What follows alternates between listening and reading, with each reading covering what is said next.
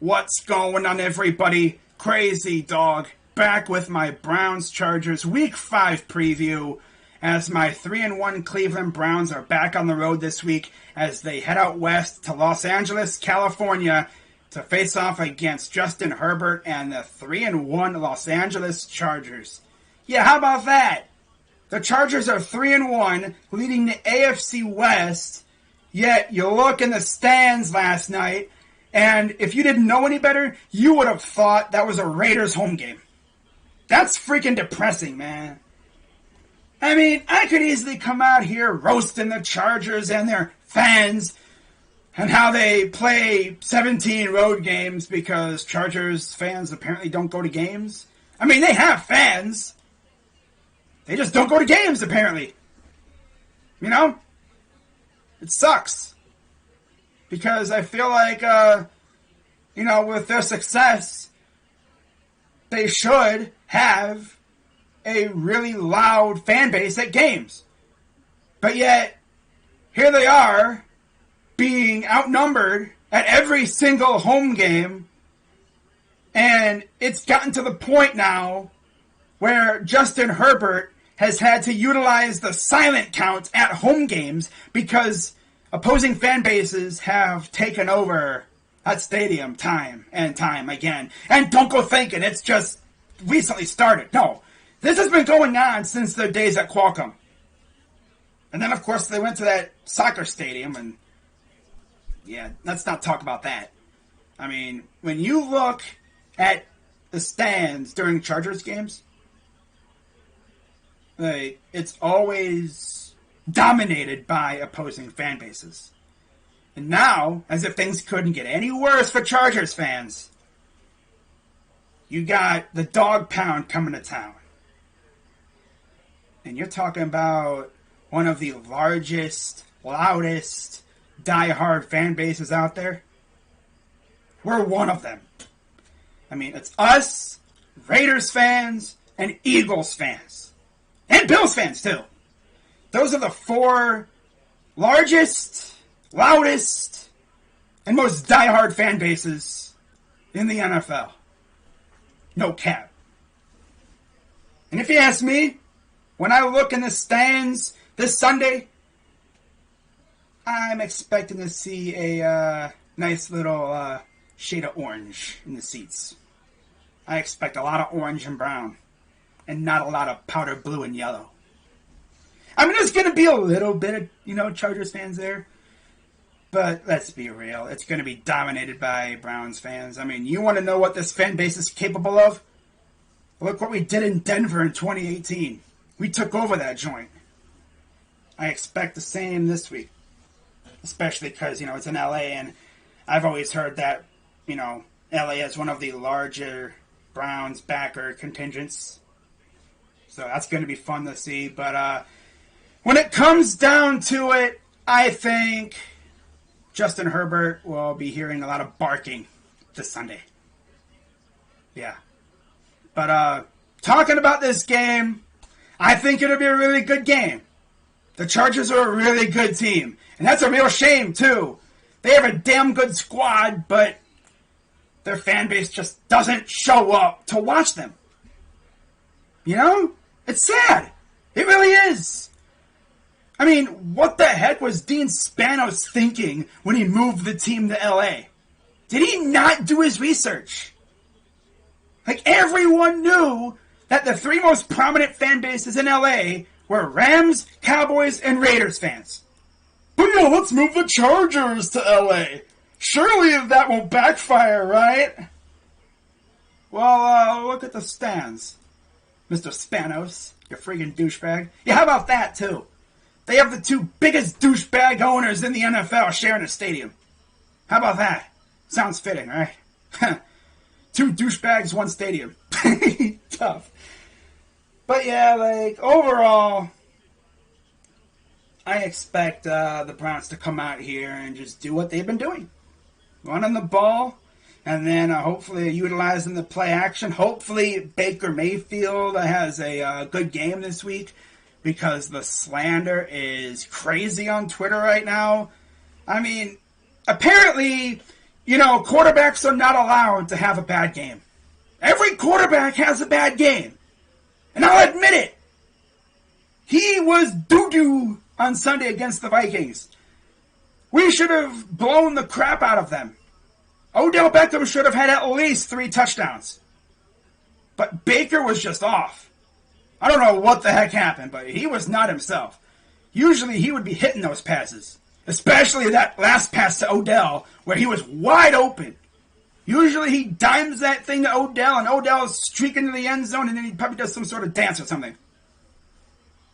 But no, he just underthrew him a little bit. He was off. Could it be the shoulder? Yeah. Could it be something else? Possibly. Who knows?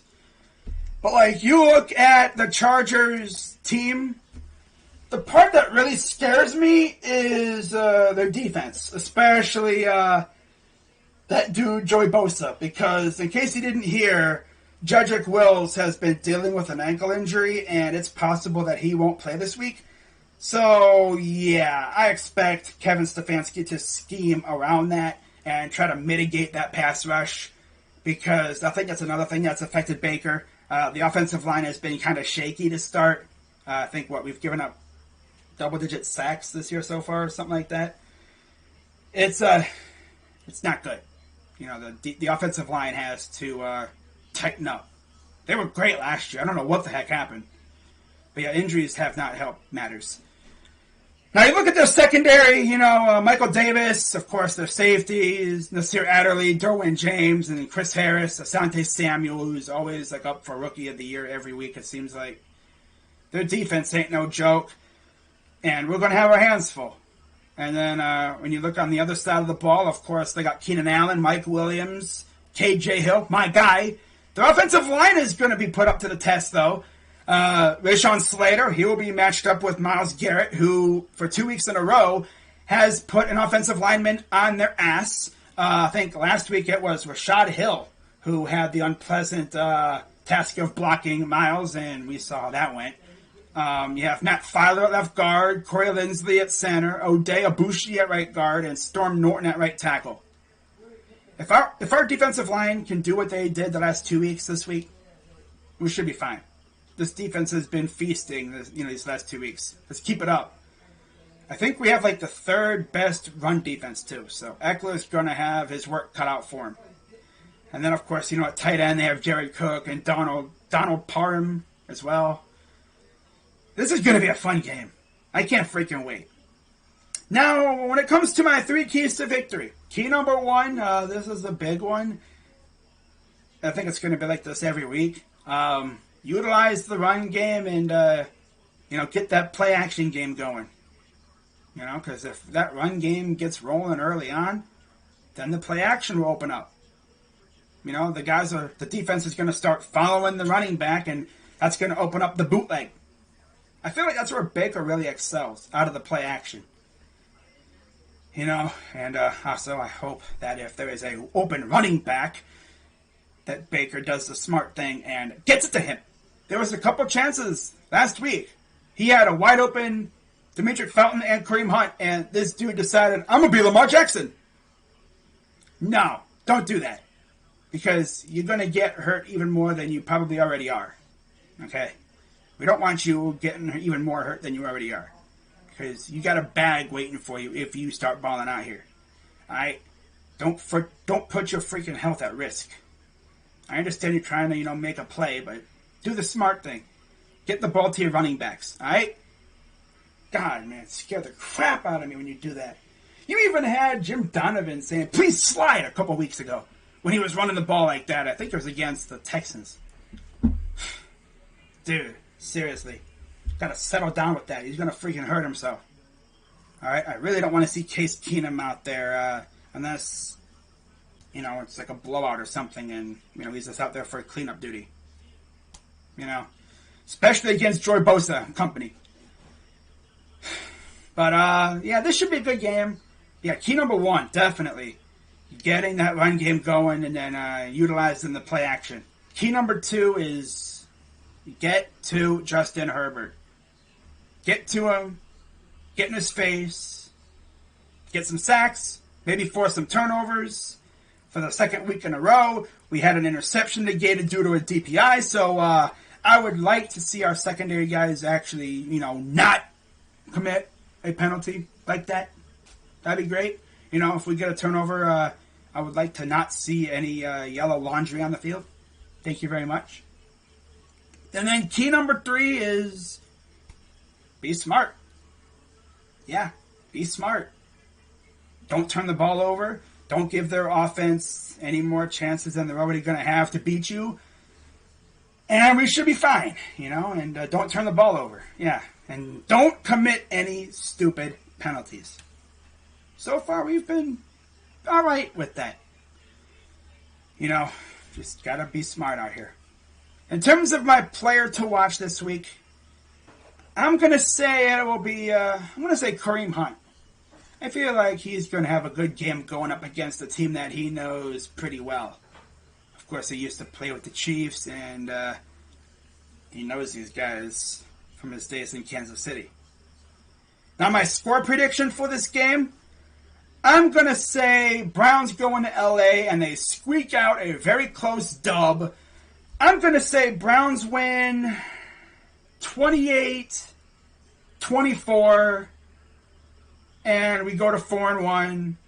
And then, of course, we will return home next week to face off against the Arizona Cardinals. Now, just a reminder, this game is at 4 o'clock our time out here in the east side. Of course, 1 o'clock out west.